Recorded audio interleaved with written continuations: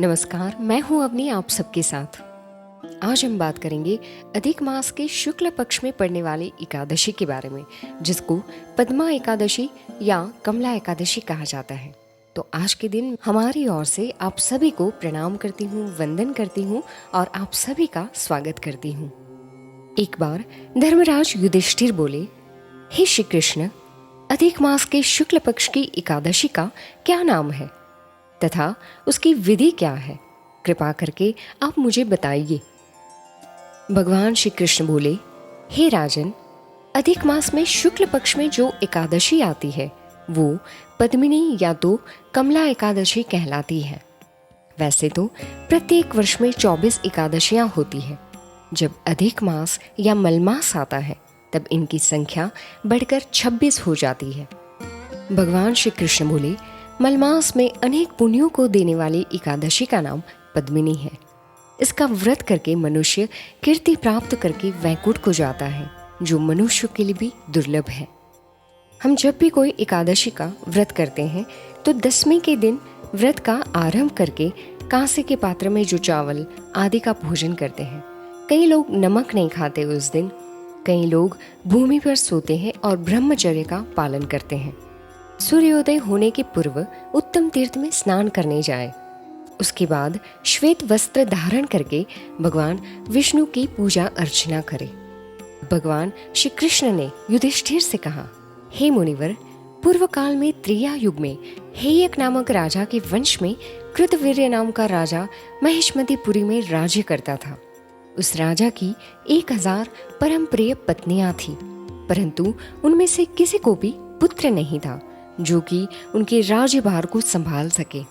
देवता, पितृ, सिद्ध तथा अनेक चिकित्सकों आदि से राजा ने पुत्र प्राप्ति के लिए काफी प्रयत्न किए, लेकिन वे सब असफल रहे। तब राजा ने तपस्या करने का निश्चय किया। राजा के साथ उनकी परम प्रिय रानी, जो इक्ष्वाकु वंश में उत्पन्न हुए राजा हरिश्चंद्र की पद्मिनी नाम वाली कन्या थी, जो राजा के साथ वन में जाने को तैयार हो गई। दोनों ने अपने मंत्री को सारा राजभार सौंप दिया और गंधमादन पर्वत पर तपस्या करने चले गए। राजा ने उस पर्वत पर 10,000 वर्ष तक तप किया, परंतु फिर भी पुत्र प्राप्ति नहीं हुई। तब जाके पतिव्रता रानी पद्मिनी को देवी अनसुया ने कहा, 12 मास से भी अधिक महत्वपूर्ण मलमास होता है, जो 32 मास पश्चात आता है, यानी कि करीब 3 साल के बाद। उसमें द्वादशी युक्त पद्मिनी शुक्ल पक्ष की एकादशी का जागरण समेत व्रत करने से तुम्हारी सारी मनोकामना पूर्ण होगी। इस व्रत के करने से भगवान तुम पर प्रसन्न होकर शीघ्र ही संतान देंगे। रानी पद्मिनी ने संतान प्राप्ति की इच्छा से एकादशी का व्रत किया। इस एकादशी को निराहार रहकर रात्रि जागरण करती थी। इस व्रत से प्रसन्न होकर भगवान विष्णु ने उन्हें पुत्र प्राप्ति का वरदान दिया। इसी के प्रभाव से पद्मिनी के घर पर कार्तवीर्य उत्पन्न हुए, जो बहुत ही बलवान थे और उनके समान तीनों लोकों में कोई बलवान नहीं था। तीनों लोकों में भगवान के सिवा उनको जीतने का सामर्थ्य किसी में भी नहीं था।